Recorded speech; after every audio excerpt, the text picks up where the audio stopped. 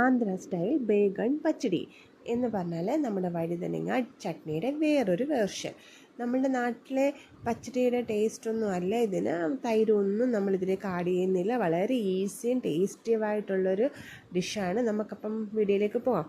അതിന് വേണ്ടി ആദ്യം നമ്മൾ നല്ല വലിയ വഴുതനങ്ങ നോക്കി എടുത്തിട്ടുണ്ട്. അത് ഈ ഒരു സൈസിൽ കട്ട് ചെയ്തെടുക്കുക. ഇത് കട്ട് ചെയ്തതിന് ശേഷം നമ്മൾ ഒരു പാൻ എടുത്ത് പാനിലേക്ക് നമ്മൾ എണ്ണ ഒഴിച്ചു കൊടുക്കുന്നുണ്ട്. ഓയിൽ നന്നായിട്ട് ചൂടായതിന് ശേഷം നമ്മൾ ഇതിലേക്ക് ഇഞ്ചി വെളുത്തുള്ളി ചോപ്പ് ചെയ്ത് വെച്ചിരിക്കുന്നത് കൂടി ഇതിലേക്ക് ആഡ് ചെയ്ത് കൊടുത്ത് അതൊന്ന് ചൂടായതിനു ശേഷം നമ്മൾ ഇതിലേക്ക് വറ്റൽമുളക്, നിങ്ങളുടെ സ്പൈസസിനനുസരിച്ചിട്ടുള്ള വറ്റൽമുളക് ഈ ഒരു ടൈമിൽ ആഡ് ചെയ്ത് കൊടുക്കാം.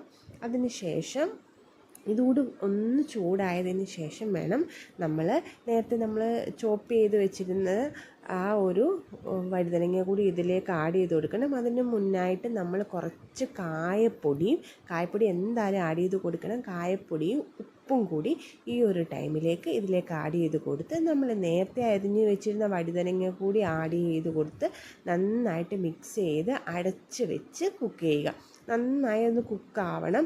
ആ ഒരു വഴുതനങ്ങയുടെ പച്ച ആ ടേസ്റ്റൊക്കെ നന്നായിട്ട് മാറി കിട്ടണം. ആ ഒരു ടൈമിലേക്ക് നമുക്കിതിന് വേണ്ട ബാക്കിയുള്ള കൂട്ട് തയ്യാറാക്കാം. ആദ്യം നമ്മളൊരു ചോപ്പറിലേക്ക് ഞാനൊരു 3 സവാളയാണ് ഇവിടെ എടുത്തിരിക്കുന്നത്. സവാള കൂടി ഇതിലേക്ക് ആഡ് ചെയ്ത് കൊടുത്തു. അതുപോലെ തന്നെ മല്ലിയില ഇതിൽ മസ്റ്റാണ്. മല്ലിയില എന്തായാലും ആഡ് ചെയ്ത് കൊടുക്കണം. മല്ലിയില കൂടി ആഡ് ചെയ്തതിന് ശേഷം നമ്മൾ ഇത് ഒന്ന് ചോപ്പ് ചെയ്തെടുക്കുന്നുണ്ട്. അഥവാ മല്ലിയിലയുടെ ടേസ്റ്റ് ഇല്ലാത്തവർക്കാണെങ്കിൽ അത് സ്കിപ്പ് ചെയ്യാം.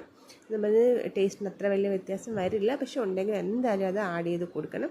അതിനുശേഷം നമ്മൾ നേരത്തെ വേവിച്ച് വെച്ചിരുന്ന ആ ഒരു കൂട്ടുകൂടി ഇതിലേക്ക് ഇട്ട് കൊടുത്ത് നന്നായിട്ട് ചോപ്പ് ചെയ്ത് എടുക്കുക.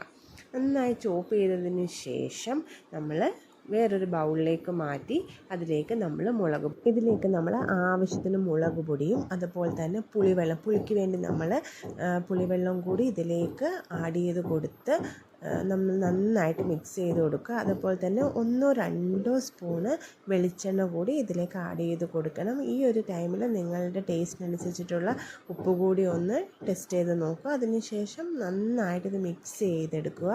ഇത് നല്ല ചോറിൻ്റെ കൂടെയും ചപ്പാത്തിയുടെ കൂടെയൊക്കെ നല്ലൊരു കോമ്പിനേഷനാണ്. എല്ലാവരും ട്രൈ ചെയ്ത് നോക്കണം. എന്നിട്ട് എനിക്ക് ഫീഡ്ബാക്ക് അറിയിക്കണം. Okay, thank you.